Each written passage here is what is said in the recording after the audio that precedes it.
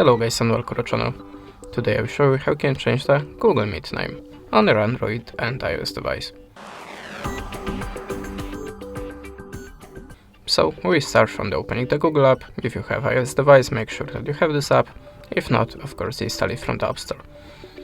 Then click here on the profile icon and choose Manage your Google account.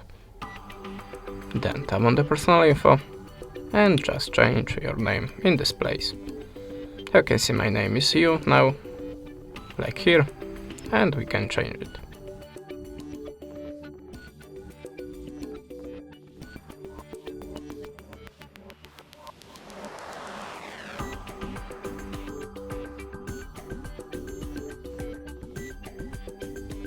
Now we can also change the nickname.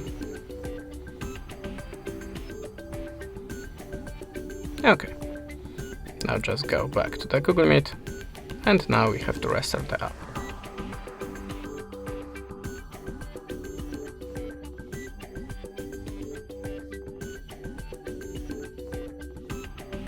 Join to your conference,